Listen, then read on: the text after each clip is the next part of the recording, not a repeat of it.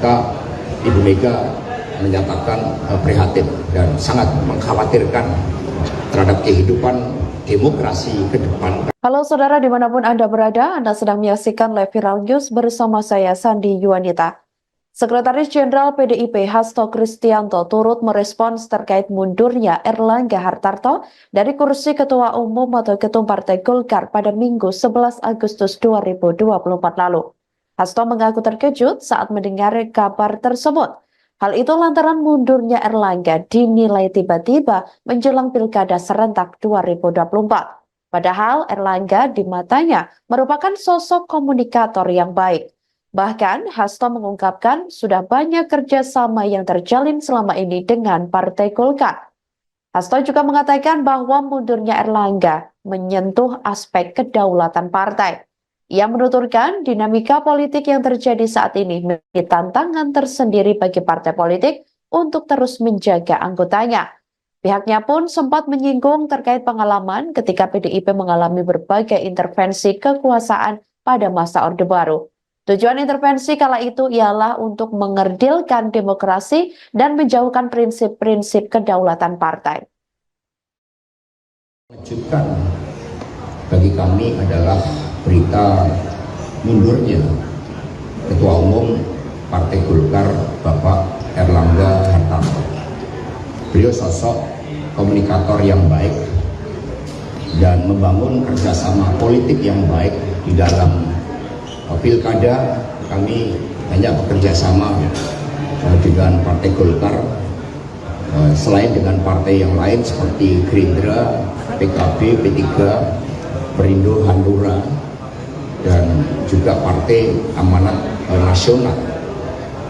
Nah, sehingga hal tersebut sangat mengejutkan karena ini dalam rangka pilkada serentak dan muncul kejadian politik yang dalam kategori kami suatu hal yang luar biasa yang menyentuh aspek kedaulatan partai.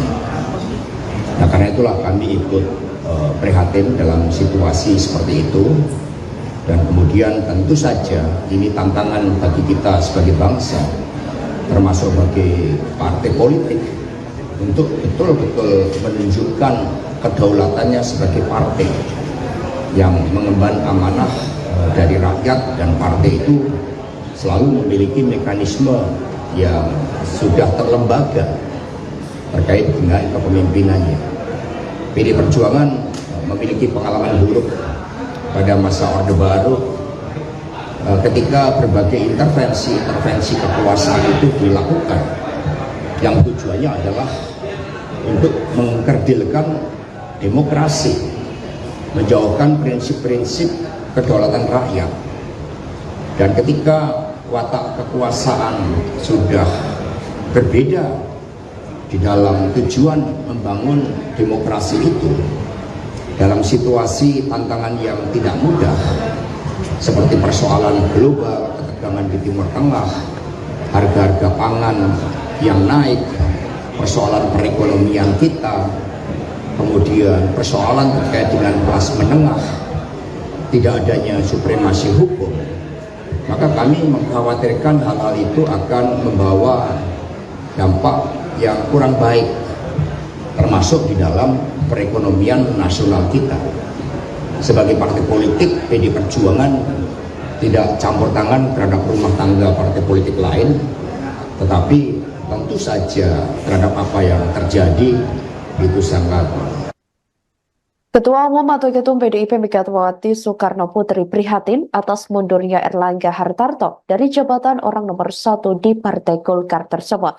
Hal itu disampaikan melalui Sekretaris Jenderal atau Sekjen PDIP Hasto Kristianto seusai konferensi pers Soekarno Run 2024 di Jakarta pada Minggu 11 Agustus 2024. Ia mengaku langsung dipanggil oleh Megawati seusai kabar mundurnya Erlangga Hartarto tersebut. Dikatakan oleh Hasto, Megawati memberikan pesan bahwa situasi politik terkini memberikan pembelajaran berharga.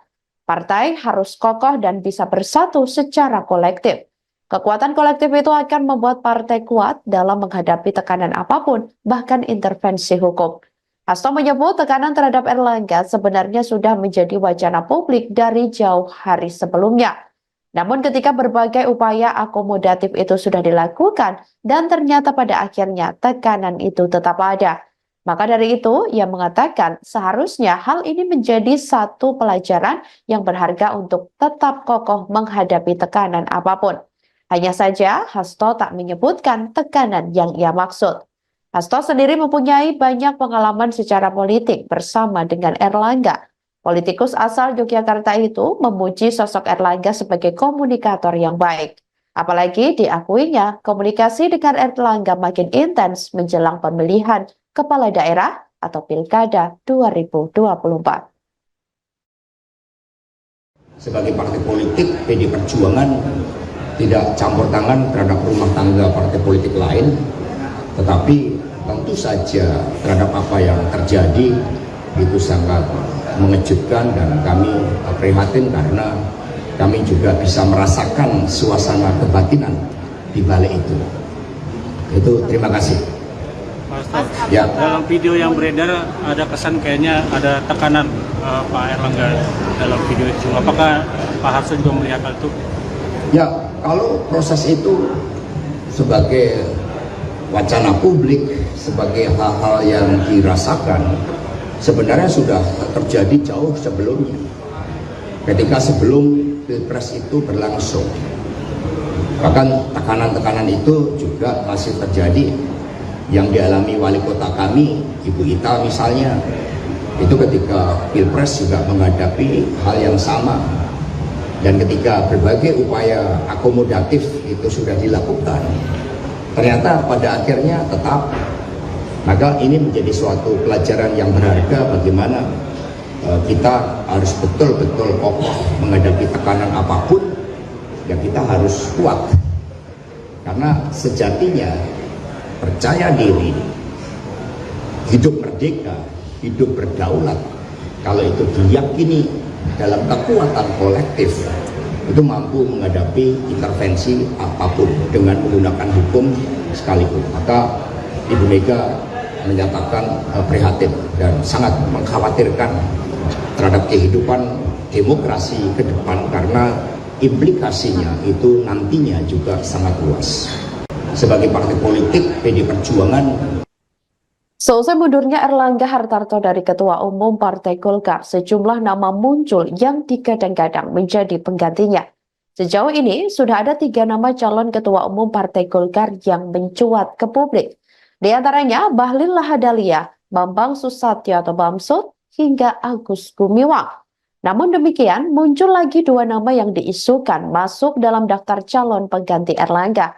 Keduanya yaitu Wakil Presiden terpilih 2024 Gibran Raka Buming Raka dan putra Presiden kedua Soeharto, yakni Tommy Soeharto. Sementara itu nama Gibran Raka Buming Raka pun kembali disorot. Hasto mengatakan bahwa munculnya nama Gibran yang diisukan bakal gantikan Erlangga menjadi ketum Golkar disebutnya sebagai motif-motif politik. Dikatakan olehnya ada oknum-oknum yang menggunakan hal tersebut untuk mencapai kepentingan kekuasaan. Hasto berpesan agar setiap partai politik dapat menjaga kedaulatannya di tangan anggota, bukan kedaulatan yang berada di pucuk kekuasaan. Muncul banyak selebaran dan isu yang memajukan Gibran sebagai pengganti Erlangga. Tanggapannya seperti apa? Ya, itu juga menunjukkan suatu motif-motif politik. Jika kemudian ada yang menggunakan itu bagi kepentingan kekuasaan tadi.